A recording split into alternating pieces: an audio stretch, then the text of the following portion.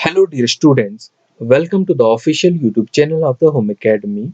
If you like our videos, do share with your friends and do not forget to follow us on our YouTube channel, on our Facebook page, Instagram page, as well as on the Telegram pages. तो आज की video में हम पढ़ने वाले हैं rise of Muslim league यानी कि वो फैक्टर के बारे में पढ़ेंगे that led to the formation of the Muslim League. इसमें हम देखेंगे जैसे कि change in the attitude of the British, divide policy or divide and rule policy of the British, relative backwardness of the Muslim community in education, trade and industries, role of the Sir Syed Ahmed Khan, enormous understanding of the history, rise of the assertive nationalism and economic backwardness of the country। तो इन factors के बारे में जो हम इसमें पढ़ने वाले हैं। आई होप अगर वीडियो आपको अच्छी लगी होगी आप अपने दोस्तों के साथ ज़रूर से शेयर करेंगे। जो भी स्टूडेंट इसके लिए प्रिपेयर कर रहे हैं उनके साथ आप ज़रूर शेयर कीजिए। तो स्टार्ट करते हैं हम यहाँ पर change in the attitude of the British. देखिए स्टार्टिंग की अगर हम बात करेंगे जो मुस्लिम्स थे वो ये मानते थे कि जो मुस्लिम्स जो यहाँ पर जो मुगल्स थे या जो भी इस्लाम के फॉलोवर थे वो जो थे इंडिया में हुकूमत कर रहे थे बहुत से पार्ट्स में।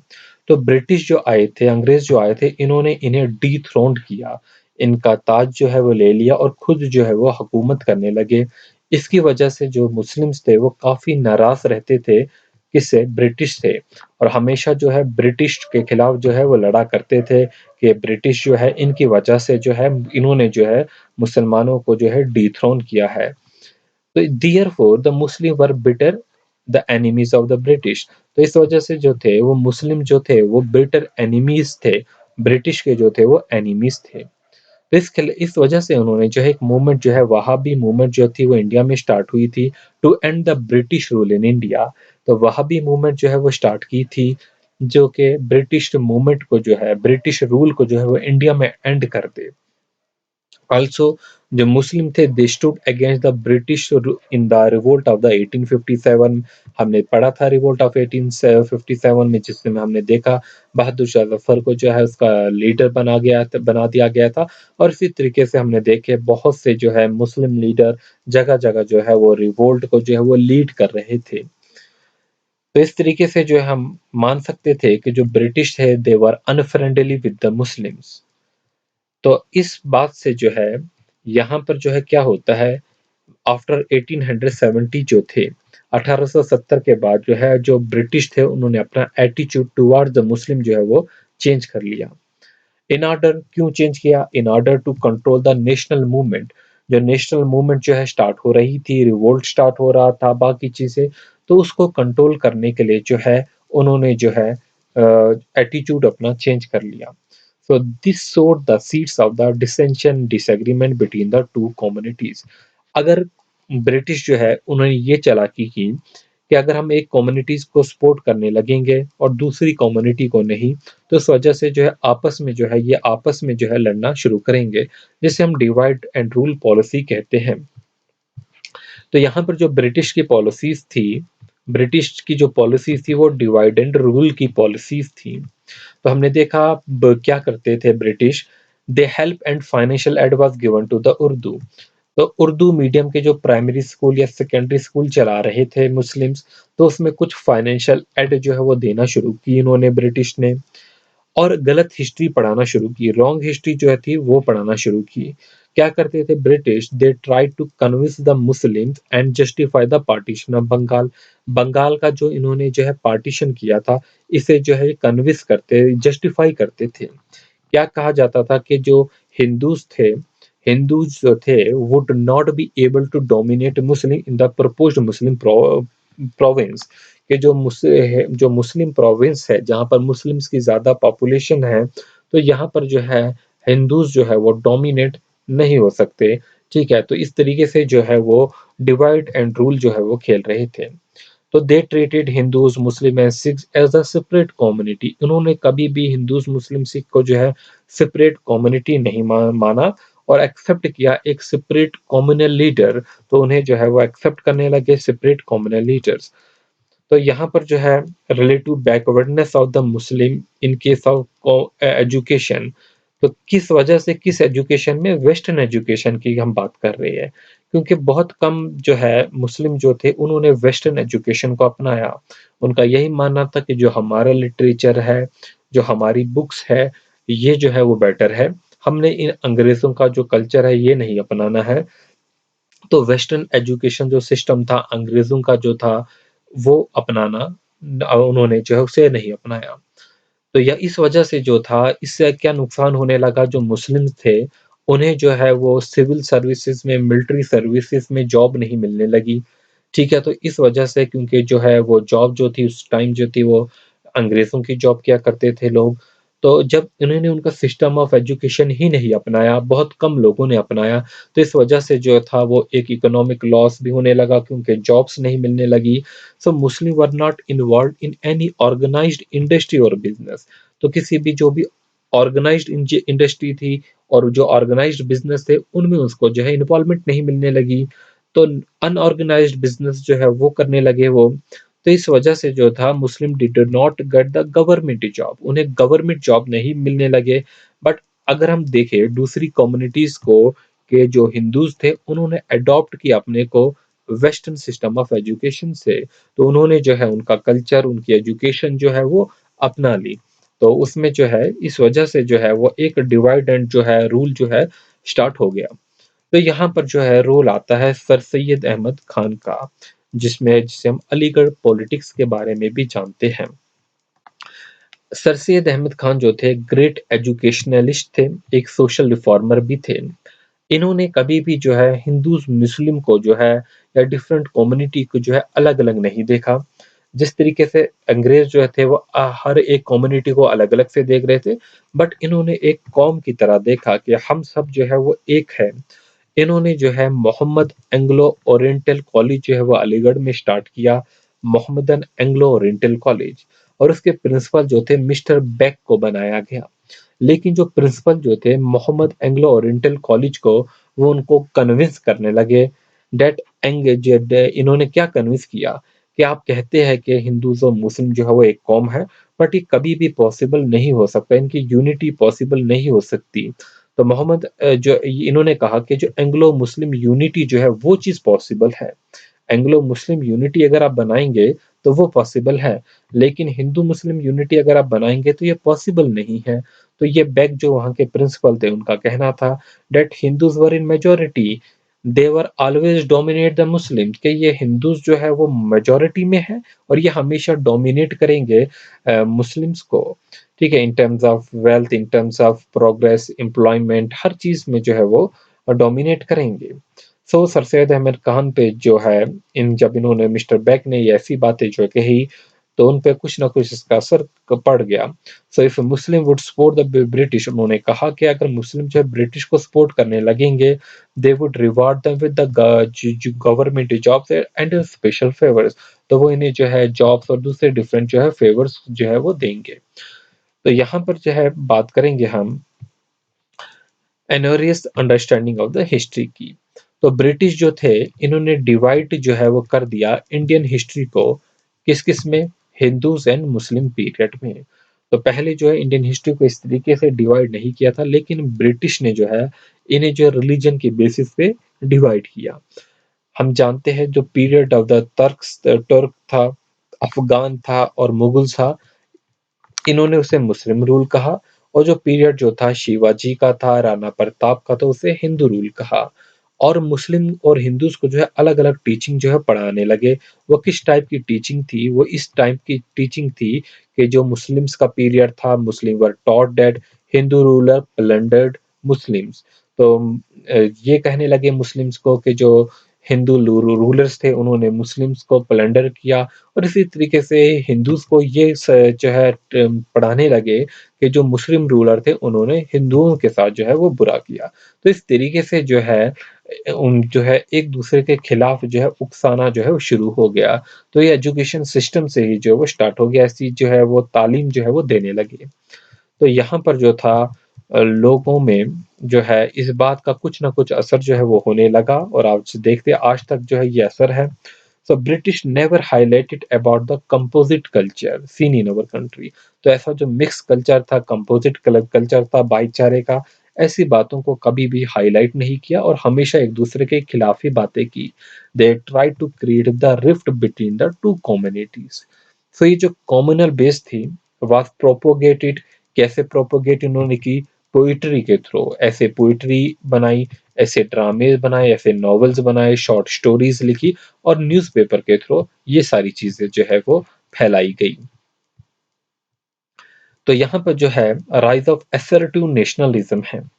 तो कुछ स्टेप्स जो है वो लिए। Some step of assertive leader decrease the national unity. अब कुछ ऐसे जो लीडर्स थे उन्होंने भी कुछ ऐसे स्टेप लिए जिसकी वजह से नेशनल यूनिटी जो है वो तोड़ दी गई। कुछ ऐसी स्पीचेस एक दूसरे के खिलाफ की, ऐसे एक्शन उनके कुछ थे, तो जिस वजह से जो है आपस में लोगों में जो है जो है दूरियां जो है होती चली गई।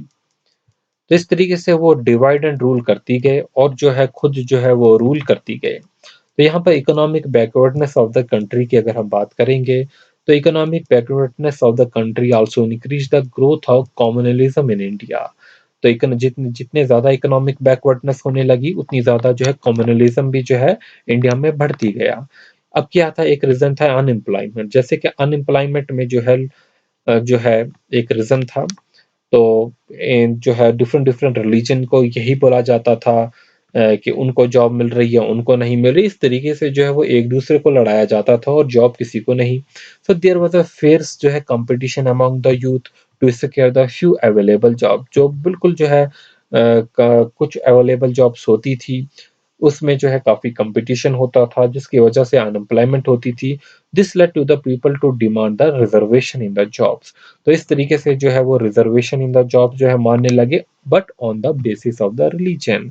तो रिलीजन की बेसिस पे तो ब्रिटिश ने जो है एक हद तक जो है ब्रिटिश कामयाब हो गए, बल्कि 100% जो है वो कामयाब हो गई। तो ब्रिटिश ने इसी बात का जो है एडवांटेज लिया। पहले जो है अनएम्प्लॉयमेंट इतनी ज्यादा क्रिएट कर दी क्योंकि गवर्नमेंट में वो थे। अब आप अनएम्प्लॉयमेंट इतनी ज्यादा क्रिएट कर दी कि लोग जो है रिजर्वेशन मांगने लगे, on the basis of religion लड़ने लगे। तो इस बात का जो है फिर फायदा उठाया जाता है और वही फायदा उठाया गया। और ब्रिटिश ने जो है क्या काम किया? डिवाइड एंड रूल को और पुश किया, इस पॉलिसी को और ज्यादा बढ़ाया। और फिर जो है एक दूसरे को वादे करने लगे अलग अलग से कि Indian fail to realise that British were themselves responsible for the economic backwardness of the country.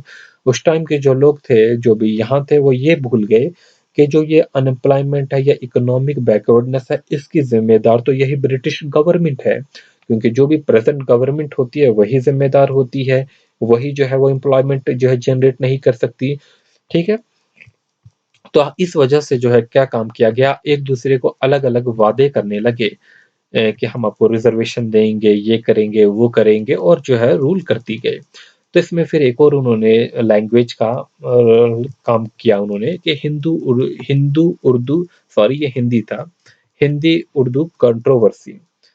तो ये बताया गया कि उर्दू जो है वो मुस्लिम्स की लैंग्वेज है, हिंदी जो है वो नॉन मुस्लिम्स की लैंग्वेज है। इस तरीके से जो यूनाइटेड प्रोविंसेस था, जो कि उत्तर प्रदेश था, तो उस टाइम जो था उत्तर प्रदेश की जो कोर्ट लैंग्वेज जो थी और सारे डॉक्यूमेंट जो वो उर्दू लैंग्वेज थी इनकी ऑफिशियल लैंग्वेज।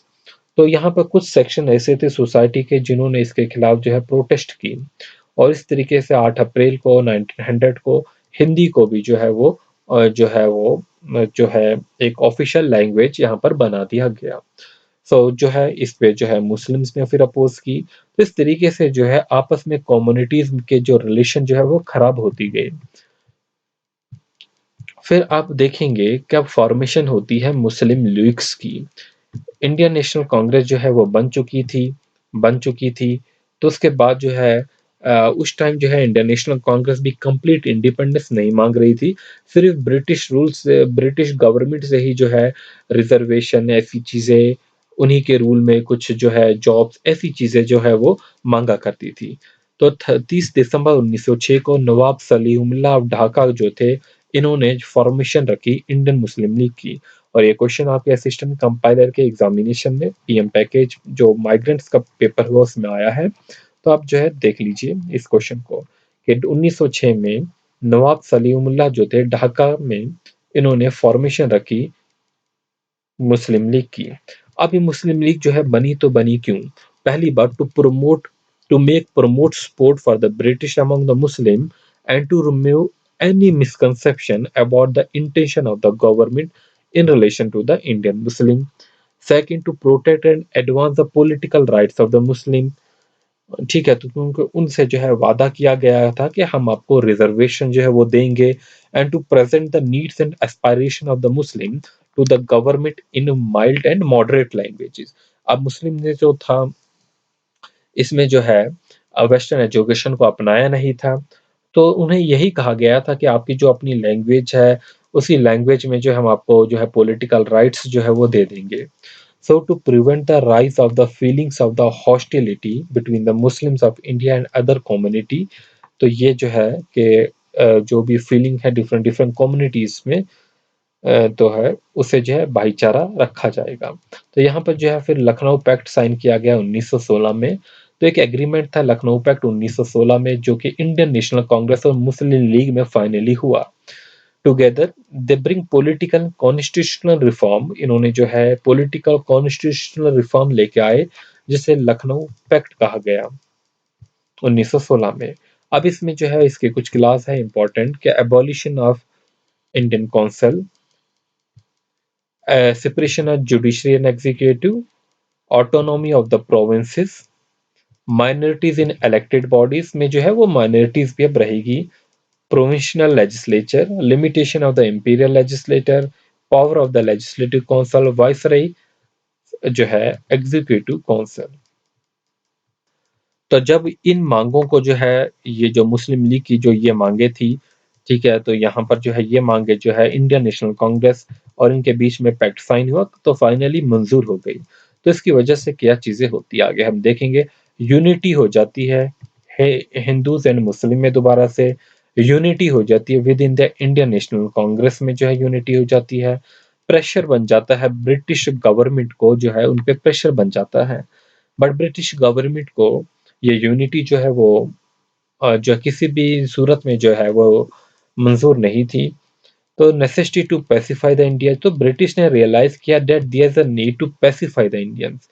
सो क्या इन्होंने किया, तो इसके बाद जो है 20 अगस्त 1917 को जो है अगस्त डिक्लेरेशन लेके आए। तो ब्रिटिश ने डिक्लेयर किया that self governing institution will be gradually developed. इस तरीके से जो है ये लखनऊ पैक्ट में काम हुए। अब हम कुछ जो है फैक्ट्स देखेंगे, कुछ वन लाइनर क्वेश्चन जो अक्सर जो है वो पूछे जाते हैं। पहला हमारा जो है पॉइंट रहेगा कि when did Hindus and Muslim fought for the first time, पहली बार जो है वो कब लड़े एंड हु एक्सप्लॉइटेड देम। तो हम जानते हैं जो हिंदूज एंड मुस्लिम तो पहली बार लड़े जो है पहली बार लड़े थे फर्स्ट वर्ल्ड वार में, fought for the first time during the first world war में, ठीक है, ऑफ इंडिपेंडेंस इन 1851। सॉरी, एक मिनट, देखिए हिंदूज और मुस्लिम जो थे पहली बार जो लड़े थे first time during the first war of independence, world war नहीं, first war of the independence, क्योंकि जो रिवोल्ट ऑफ 1857 है हम इसे जो है वो फर्स्ट वार ऑफ इंडिपेंडेंस भी कहते हैं और यही पहली लड़ाई थी जब ये दोनों लड़े। सो द बोथ कम्युनिटीज जो क्योंकि जो है इनको एक्सप्लॉइट किया था किसने, ब्रिटिश ने। अब यहाँ पर क्वेश्चन आपके लिए है what made the British to exploit the Hindus and Muslim. तो क्यों जो है वो एक्सप्लॉइट कर किया था इन्हें, क्योंकि जो यूनिटी थी between the Hindus and Muslim post a danger to the British imperialism. तो ब्रिटिश जो इंपरलिज्म था तो इसके लिए जो है रूल करने के लिए जो है इनके लिए डेंजर था कि अगर ये यूनिटी होगी तो यहाँ पर जो है वो डेंजर होगा। तो इस तरीके से वो हुकूमत कर सकते हैं। वो इंपरलिज्म होता ही क्या, process of subjecting the one country over the another by wrong means. तो यहाँ पर जो है अपराइजिंग जो हुई 1857 में made British realise that they had to divide the two community in order to prolong their rule in India.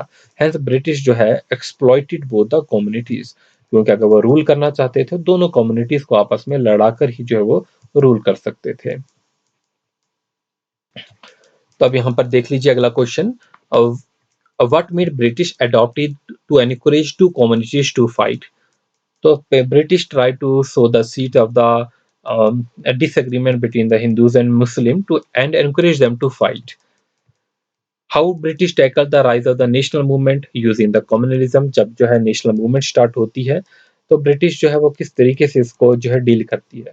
तो British ने इस नेशनल मूवमेंट को क्या कहा कि for establishing the Hindu kingdom in India, कि ये हिंदू किंगडम जो है इंडिया में बनाना चाहते हैं, and encourage Muslim to set their own political organisation. और इस तरीके से कहा कि अपनी जो है मुस्लिम को आपको भी जो एनकरेज किया कि तुम भी अपनी एक पॉलिटिकल पार्टी बनाई, political organisation. So how and when Muslim League form, तो मुस्लिम लीग का कब बनी, 1906 में बनी। मुस्लिम लीग वाज फॉर्म्ड क्यों बनी, due to the British policy of the divide and rule, की जो ब्रिटिश की पॉलिसी थी उस वजह से बनी। अगला क्वेश्चन है how British separate the communal heritage. British ने कॉमनल हेरिटेज कैसे सेपरेट की, by the use of press, by the use of poster, by the use of public platform and literature की मदद से। तो why the number of Muslim educated in western education system जो है वो बहुत कम रहे, क्योंकि देखिए जो नंबर ऑफ एजुकेटेड मुस्लिम था वेस्टर्न एजुकेशन सिस्टम में वो समाल था, क्योंकि जो मुस्लिम थे सिर्फ जो बड़े बड़े जो ओहदों पे थे, अफोर्डेबल जो कर सकते थे, अपर क्लास मुस्लिम थे, जो जमींदार थे, यही जो है वो मॉडर्न एजुकेशन से जो है वो ले सकते थे। फिर जो है बात आती है why British discriminated Muslim in the recruitment of civil and military services. तो जो मुस्लिम थे उन्हें जो है मिलिट्री सर्विसेज या जो भी सिविल सर्विसेज में जो है वो जॉब्स नहीं मिलते थे। क्यों नहीं देते थे, मुस्लिम्स को जो है ये लगता था कि हमें जॉब्स नहीं देते और जो है वो नॉन मुस्लिम्स को जॉब दिए जाते हैं।